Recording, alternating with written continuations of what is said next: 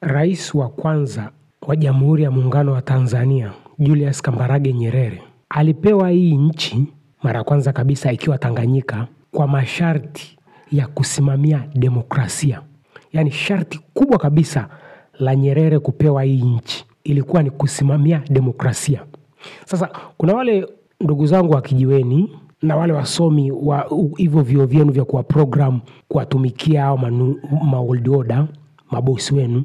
Inabidi tutafsiri maana ya demokrasia katika asili yake na maana ya demokrasia ambayo Nyerere alipewa na wazungu. Tuanze na maana ya demokrasia asili yake. Neno demokrasia kwanza kiasili ni la Kigiriki. Kuna demos, alafu kuna kratos. Demos manake ni watu. Kratos manake mamlaka, nguvu. Sasa ukiunganisha ndio unapata mamlaka au nguvu ya watu.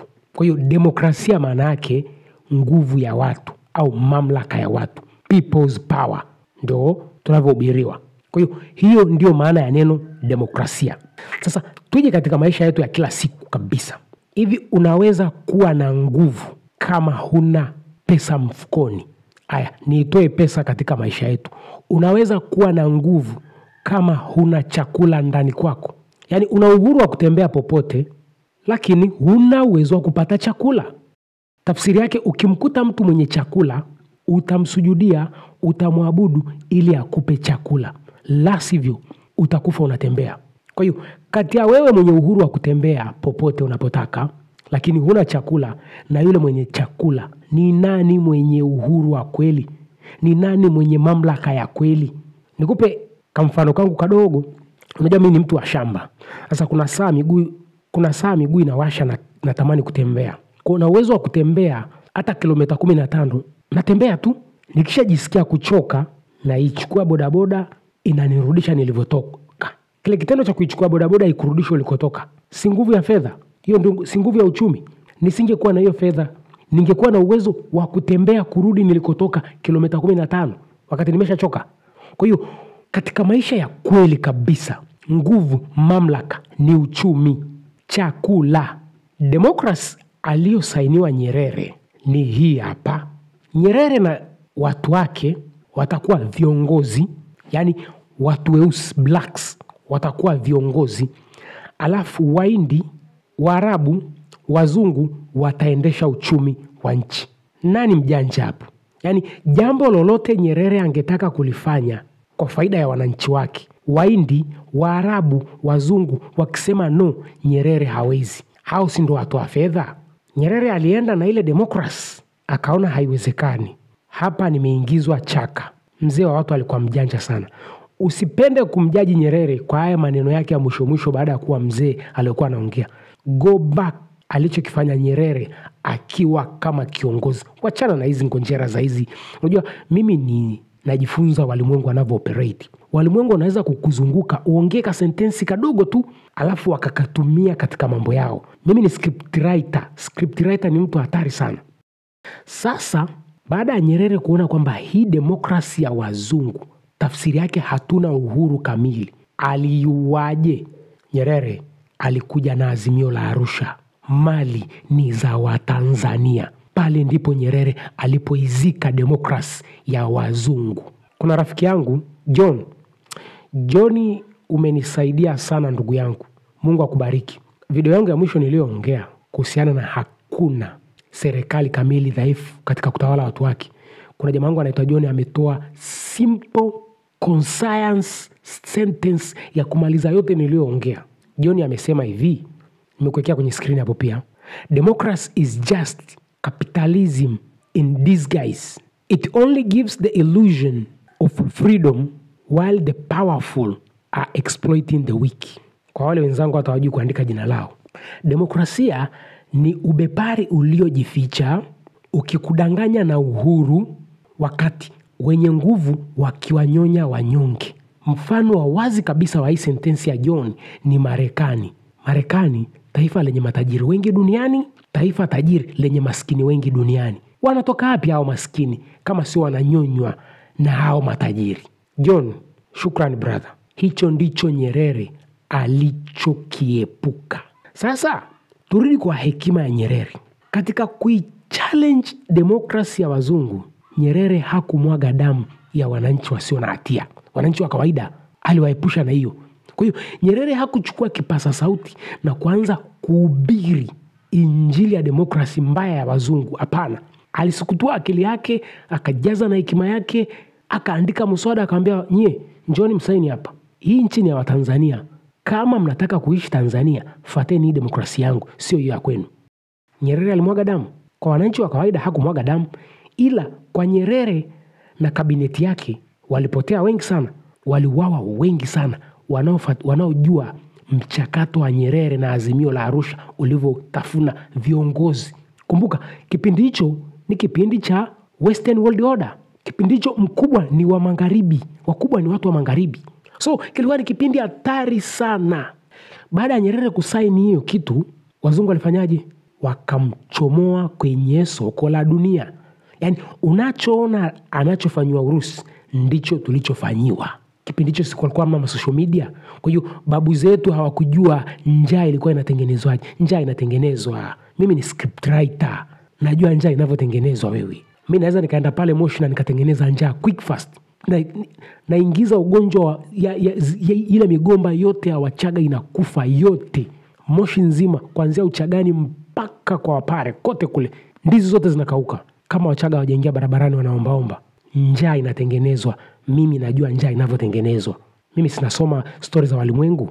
Naweza kapita ndege tu hapo juu ikaachia vidudu fulani tu ukaona migomba yote pale Moshi haieleweki.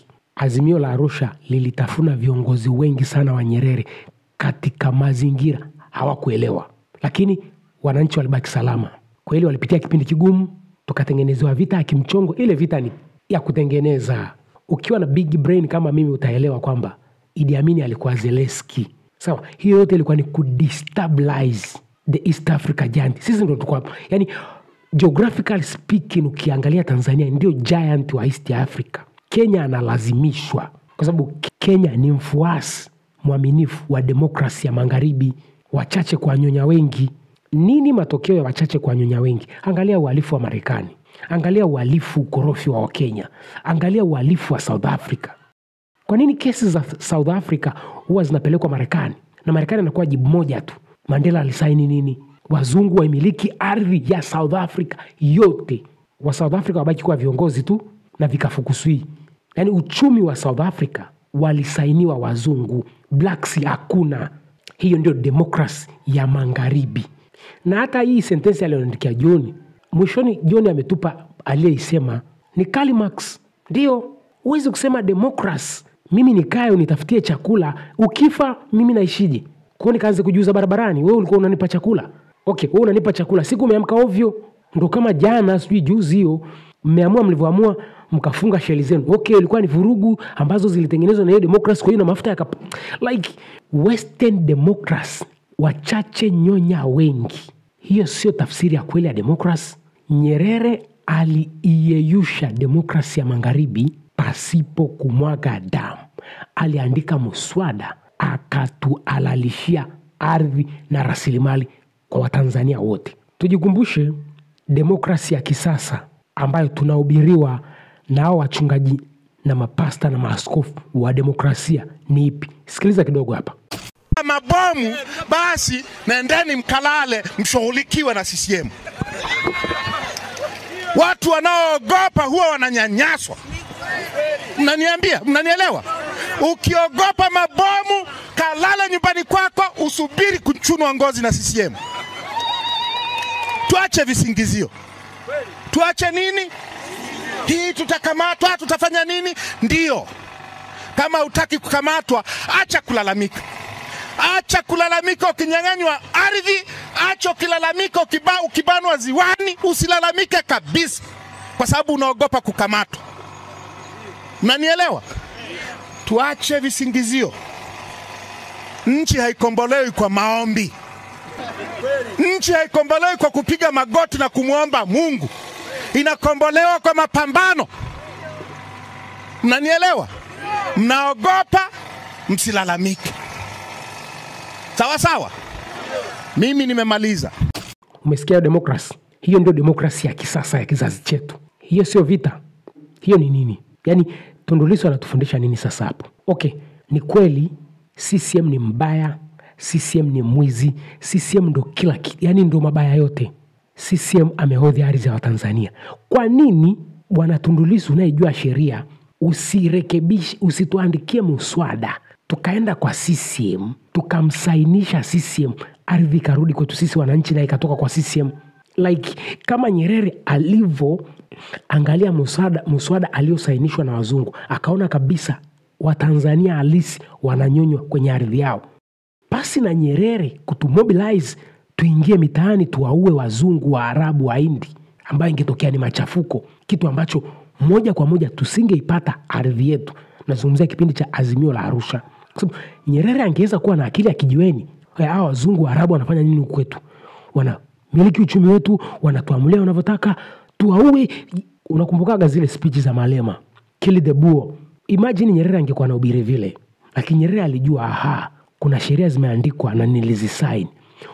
Mimi si ndo mkuu wa nchi, rekebisha hii sheria, wananchi wa Tanzania wamiliki ardhi yao. Kwa nini Tundu Lissu asingekuja na idea hiyo? Unajua kwa nini Tundu Lissu hawezi kuja na idea kwamba Watanzania inabidi wasainishiwe kumiliki ardhi yao? Badala yake anakuja na demokrasia ya fujo. Hivi ulishawahi kusikia Wamarekani wakikemea CCM katika ugomvi wake na Chadema? Ulishawahi kujiuliza kwa nini? Niliwaambia mimi ndo nabii wenu wa masuala ya world order. CCM powered by America. Sponsor wa CCM ni Marekani. CCM walipishana na Wamarekani, walipishana na Magufuli tu, lakini Wamarekani na Mama Samia good. Chadema wako backed, wako sponsored na European Union. Yaani siasa za Tanzania ni CCM na Chadema. Au akina ACT Wazalendo, sijui Chauma, sijui NR, sijui mnavijua hivyo vyama.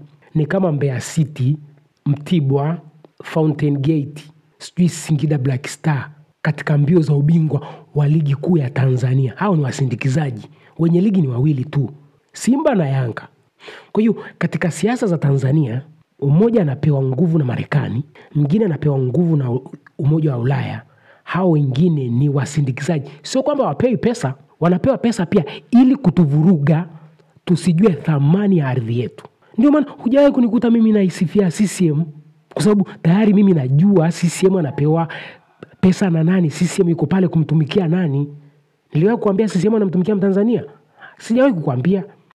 Matusi ya Umoja wa Ulaya kwetu sisi wa Tanzania kila siku na ya ripoti nikiyapata. Umoja wa Ulaya wako busy kuipigania Chadema. Kwa nini? Leo hii tukimpa Chadema, si anaanza kuitumikia Umoja wa Ulaya, kwamba rasilimali za Tanzania nyingi sasa zitakuwa zinakwenda kwa European Union. Kwa sasa rasilimali nyingi za Tanzania zinakwenda wapi? Amerika. Kama kuna wa Canada, kuna wa Amerika, hiyo yote ni njia moja. So usifikiri kwamba kama ulijazwa hiyo injili ya demokrasi kuhusiana na alichokuwa anakuambia Tundu Lissu, ulikuwa unampigania Tundu Lissu, ulikuwa unaipigania European Union. Ndio maana unasikia, unaona Marekani kimya kwa sababu mambo yake yanaenda. Nini dawa? CCM sana miliki ardhi yetu. Kuna sehemu kiingia ni CCM territory. Yaani nini, kila kitu ni CCM, anaokota hela ni yake. Na huwezi kuuliza kwa nini mimi nakuja na issue ya JKT. JKT ndio ile version ya Azimio la Arusha. Tunarudi pale pale. Nataka niwaambie CCM, kipindi cha Nyerere kilikuwa kigumu sana, kwa sababu Western walikuwa ndo wanaitawala dunia. Western walikuwa ndo wagawa riziki. Na niulize CCM kwa sasa, kwa sababu nyie pia mnawatumikia Western. Kwa sasa Western ni mgawa riziki. Miradi yenu mikubwa wanatekeleza Western.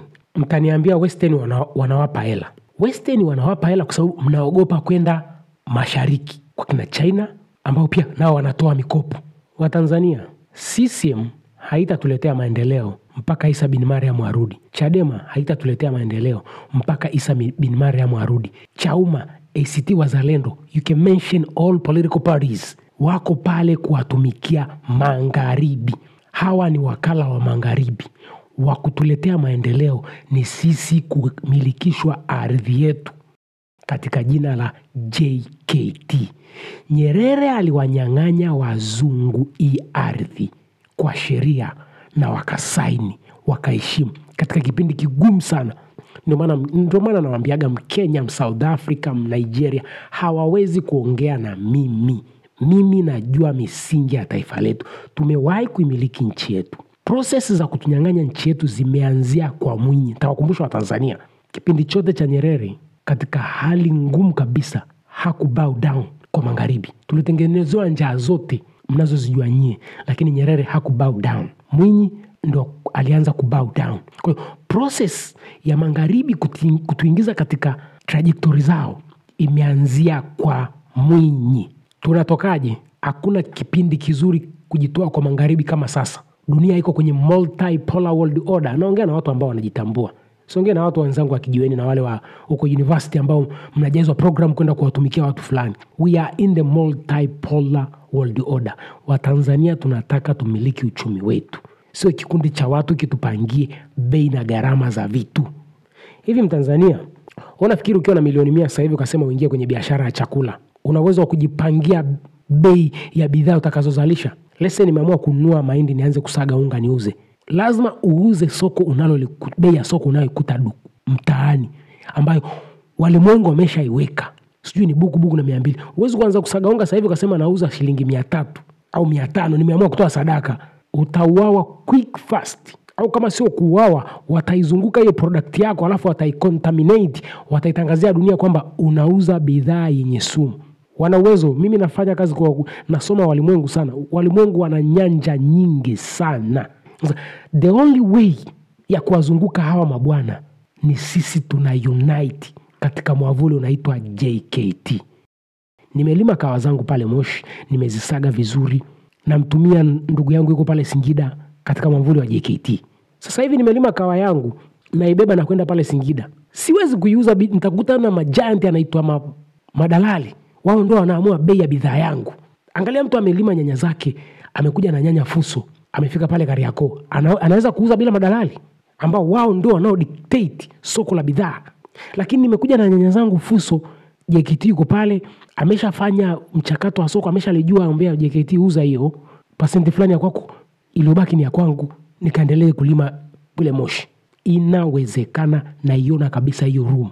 Tunatengeneza integrated market. Yaani unavuna nyanya zako, soko lote la Tanzania unaliona. Hii nyanya nikipeleka Singida, hii nyanya nikipeleka Mtwara, hii nyanya, yaani unaona soko lote digital speaking. Kuna watu wamefaulu IT zao, hawajui kazi ya kufanya, wanajiongeza huko mtandaoni kuibaiba viela vya watu. Yaani kuna watu wana elimu, lakini kwa sababu demokrasia ya magharibi, wachache wamelikamata soko, wanaamua maisha yetu, they don't know what to do. Inabidi wajiongeze hata kwa kuiba, lakini hakusomea kuiba. Kuna wale wengine wamesoma hakuna nini, inabidi wasaule mtandaoni waonyeshe viungo vyao wapate hela kula. Wote hawapo mtandaoni. Serikali, the current democracy you are serving, bwana CCM, wachache wananyonya wengi. Hatutaki hiyo demokrasia wachache kwa nyonya wengi. Tunataka democracy the working class can have power in the economic level. Na hiyo ndio inakuwa salama na kuua hizi fujo ambazo hazina kichwa wala miguu. Sisi wanaelewa ninachokiongea. Kuliponya hili taifa ni JKT tu. Lakini the more mnavyoongeza mabomu, marisasi, manini ili kuwalinda hao wachache wanaotunyonya, it's more dangerous. Kwa jitahidini mtuhalalishie JKT katika jina la hybrid economy system, mixed economy system. Hiyo kitu ikisha sainiwa, sisi tunajua kuna wakulima, kuna MIT, kuna kila aina, vipaji vyote mtaviona na nchi yetu ita skyrocket kwenye maendeleo. Mnajua, lakini mnaogopa master wenu. Sasa kwa nini msifanye kama Nyerere? CCM, you know what I'm talking about. Walio kwenye serikalini wanaelewa ninachokiongea. Kwa nini nalilia hybrid economy system? Sijamlilia Chauma, sijamlilia Chadema, CCM, kwa sababu najua Chadema anataka akae kiti cha CCM, Chauma anataka akae kiti cha CCM, ili afanyeje? Adalalie nchi. Kwa nani? Kwa magharibi. Kwa sababu all political parties they serve western purposes. Wote wanapokea pesa kutoka magharibi. Kuna hao wawili nimeshakwambia, mmoja yuko Marekani, mwingine yuko European Union. Hao wengine wanajua wanavokota huko nje. Lakini all in all, they are all powered by western powers to destabilize us, to suck our natural resources, to make us more poor and poorer and poorest. Wa Tanzania, asikuchote mtu akili. Leo kimpa Chauma sijui ubwabwa, nchi itakuwa na ubwabwa kama anavyokuambia. Ubwabwa unatoka wapi? Kwa Elon Musk. Elon Musk akishakupa ubwabwa unampa nini? Ardhi yako yote anaamua anavyoifanya yeye. Si ndio maana yake? Kuna cha bure. Marehemu Magufuli alituachia msemo gani? Hakuna cha bure. Get prepared to pay back for whatever you have received. Ndio maana Magufuli alikataa asichangiwe kwenye kampeni zake, kwa sababu anajua atadaiwa kulipa. Tunajua CCM wamepewa shingapi? B100. So they are preparing to pay back their 100 billion they were given by the I don't know, their donors, I don't know, you know them, bra. Kwa Tanzania, tukumbushane, kuzima machafuko yaliyotokea, tunahitaji JKT. Tufanye kazi, tufanye biashara, tuuze product zetu, talent zetu. Unalima pilipili zako huko pale Moshi, unaweza ukauza popote Tanzania. Unali-access soko, unaona kabisa nikipeleka hii pilipili yangu somewhere nauza. Unampelekea nani? Nitamkuta JKT, nitampa. Atauza this much, atabakiwa na yeye na kiasi fulani. Kesho tutanunua ma-excavator, manini, jenga barabara zetu, tutajenga satellite zetu. We can do every single thing any person is doing upon the surface earth as long as we have enough food in our store. We don't think about food. Kwani wanautawala utawalaje? Yaani yule jamaa aliyekuja na sera ya ubwabwa sikatudharau kupita maelezo. Hilo kuna dharau. Unajua kuna matusi mengine mtu akikutukana, yani kama una akili huwezi jua kama umetukanwa. Yaani mtu anakuja na sera ya ubwabwa. Like really? Kama tungekuwa na ubwabwa asingekuja na wewe ujinga, si ndio maana yake? Na kwa nini tusio na ubwabwa? Kwa sababu few people are dictating our market. They decide what they're gonna sell with what price. You know, they can do whatever they want to do. How are we gonna tackle these people? We need JKT. We can borrow with them. We're gonna decide the price for our life as Tanzanians in JKT. I can see the room. We got a lot of talents. Jamaa waligundua sijui ndege. Where are they right now? Wako wapi sasa hivi? They're no longer, nobody is promoting them. But we keep promoting Zuchu, sijui Diamond, akina Nyegezi. That's bullshit stuff. Kwa sababu media sio zetu, media za Western. So they wana promote ushetani umalaya. Lakini vitu vyenye tija kwetu hawata promote kwa sababu tutajitambua. Platform ya sisi kumiliki nchi yetu ni JKT na sio a certain political party. Wa Tanzania, tuelimike, tusiwe wasomi.